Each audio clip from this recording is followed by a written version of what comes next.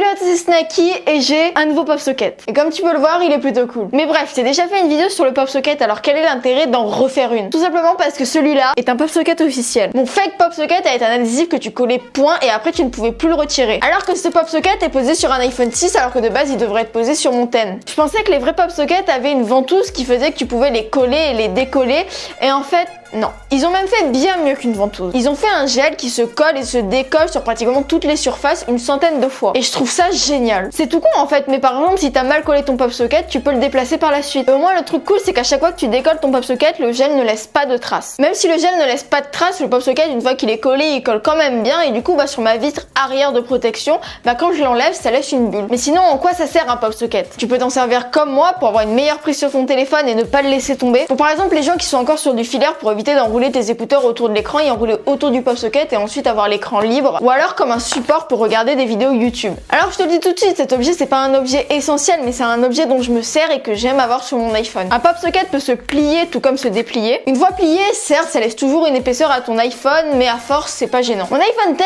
a la charge sans fil, tu le sais, et j'ai pas testé la charge sans fil, mais j'aurais bien aimé le tester avec le pop socket pour savoir si ça passe. Je pense que ça doit passer comme c'est un objet constitué de plastique, c'est comme une grosse coque. Enfin en tout cas j'espère que ça passe. Pour information, ton pop socket peut se plier et se déplier environ 12 000 fois. C'est écrit sur leur site et je me demande comment ils ont fait pour obtenir cette information. Comme je te l'ai dit, mon pop socket c'est un officiel et moi qui étais habituée à un fake, quand j'ai pu le prendre en main, j'ai senti la robustesse qu'il avait dans ce pop socket. Tu sens par exemple que la partie qui se plie et se déplie ne va pas se fissurer ou même que le plateau ne va pas s'enlever. Alors je sais que hors les pop sockets, il existe d'autres solutions dans le même genre, par exemple les i-rings qui sont en fait un léger plateau que tu colles et après c'est une bague que tu enfiles quand tu tiens ton iPhone. Personnellement j'aime pas, je préfère le pop socket parce qu'avec une i-ring j'ai l'impression d'être attachée à l'iPhone et c'est pas agréable. Mais bref voilà, c'était tout ce que j'avais à te dire sur le pop socket. C'est un accessoire qu'on voit de plus en plus et que je trouve cool. Si t'es intéressé par avoir un pop socket, je te conseille vivement d'en acheter un officiel. Ça coûte un peu plus cher mais au moins tu sens que c'est robuste. Je suis loin d'être payée pour dire ça mais j'ai l'impression qu'avec un pop socket au moins je suis tranquille pour un bon moment avant qu'il se casse. Et en plus le truc cool c'est que comme moi j'ai fait, tu peux même le personnaliser. Donc si t'es intéressé, je te mets leur site en description.